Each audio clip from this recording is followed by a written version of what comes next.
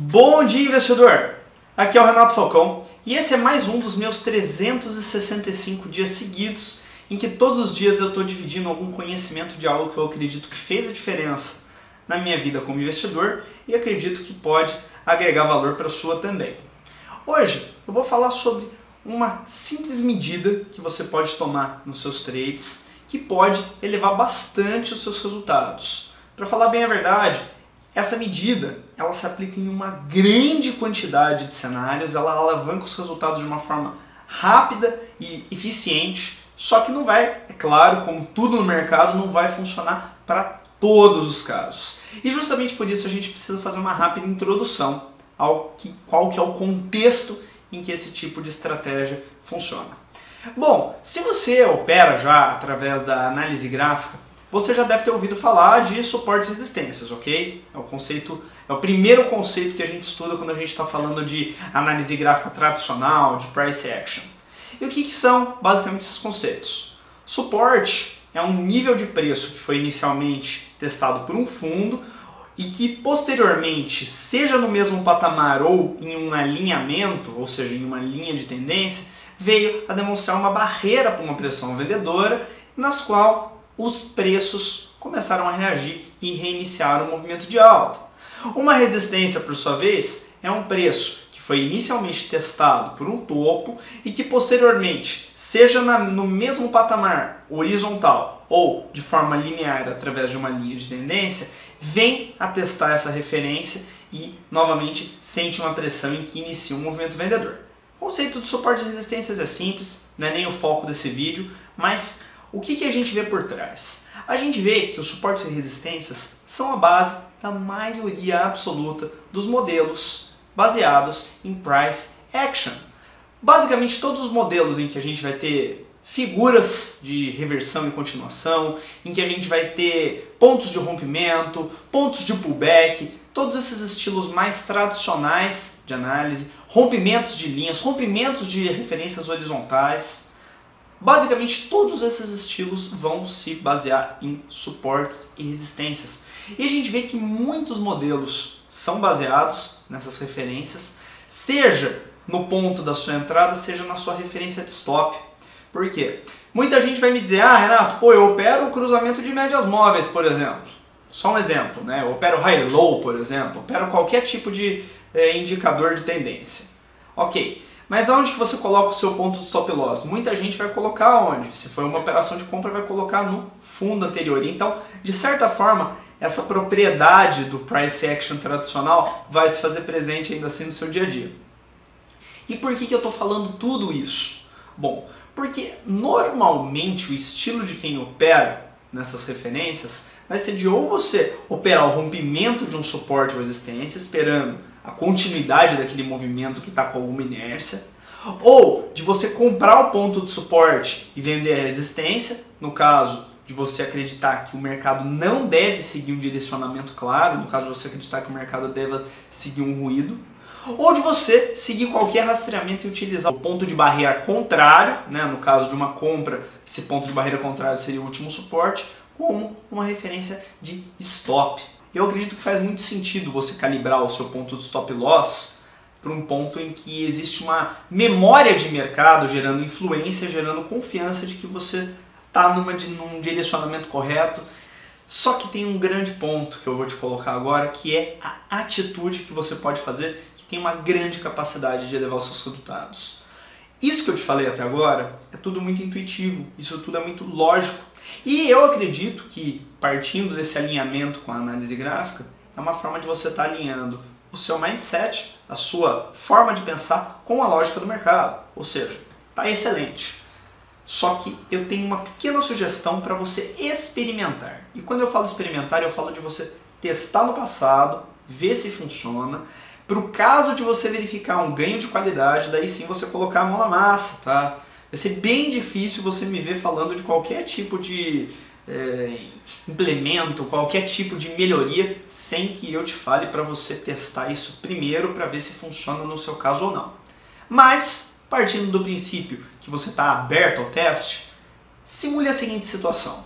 Vamos supor que você tem qualquer tipo de entrada no qual o seu ponto de stop loss seja a barreira da direção contrária, ok? Beleza, faz sentido, está alinhado com a matemática do mercado, está alinhado com a memória dos investidores, com o próprio conceito de você estar atrás do muro. Mas o que vai ser um ponto que pode melhorar muito o seu resultado? Simplesmente você pegar o meio do caminho e usar esse meio do caminho entre a sua entrada e o seu ponto de barreira, que seria o seu stop loss da posição, você ajustar esse ponto de stop. Renato, mas daí eu vou ter um stop loss muito mais curto, eu vou tender a levar muito mais violinada, correto? Em teoria, sim. Só que quando a gente está trabalhando principalmente pró-tendência, quando a gente está trabalhando principalmente rompimento a favor de uma tendência ou entrada para um indicador de rastreamento de tendência, os movimentos de alta, se você está dentro de uma tendência de alta, eles tendem a gerar movimentos superiores aos que a gente viu na memória de mercado. Eles tendem a romper topos e gerar novos limites para a tendência. Enquanto os movimentos de baixa, eles tendem simplesmente a retrair pequena parte da movimentação anterior. Então, partindo desse princípio, se a gente coloca na metade do caminho do que seria o nosso ponto de barreira, o nosso ponto de stop, ok, ele ficou mais curto. Só que muitas vezes isso não vai necessariamente significar que a gente vai sofrer um violino. Por quê?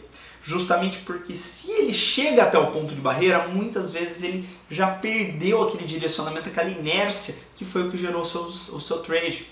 Com isso, o que vai acontecer? Você vai ver que a sua perda de qualidade, o seu índice de violinos, ele não tende a aumentar tanto. Só que, em paralelo, o que vai acontecer é que quando você ganhar, você vai ganhar aquele mesmo intervalo que você esperava no seu trade system original. Só que quando você perder, você vai perder metade. E pensa comigo que se você está arriscando a metade, quando você entrar para o trade, você pode muitas vezes dobrar a quantidade operada. E se você dobrar a quantidade operada, você vai ter a cada trade o mesmo risco por trade que você teria no seu trade system original, mas quando você acertar em cheio, você vai fazer o quê? Você vai levar o seu sistema ao dobro do resultado. É claro que não vai ser sempre o dobro, porque vai ter, inevitavelmente, os casos em que você vai ser violinado, em que você vai ser estopado no meio do caminho de uma forma que você não seria na barreira. Mas isso, muitas vezes, pelo menos se o seu sistema está bem alinhadinho, está bem segmentado para pegar essas movimentações pró-tendência, para trabalhar em um ativo que desenvolva tendências, o negócio tende a, muitas vezes, gerar uma otimização que, por sua vez, não é um overfitting. Gerar simplesmente uma melhoria da adaptação do seu padrão, que não tende a dizer que você está necessitando de um alinhamento de planetas para que funcione. Essa é uma ideia muito legal e eu particularmente já vi o meu colega Thiago Misaka, por exemplo, meu amigo Thiago Misaka, trabalhar essa simples implementação no sistema de swing trade dele, que é o Pivot MM, e isso acabou gerando resultados muito melhores, principalmente na relação do risco para o retorno, risco-retorno na prática. Ele melhorou todos os marcadores de risco versus retorno, melhorou o recovery factor, melhorou o índice de Sharpe da estratégia, melhorou basicamente todos, o MAR ratio também, melhorou todos os indicadores de retorno versus risco da carteira dele. E isso por quê?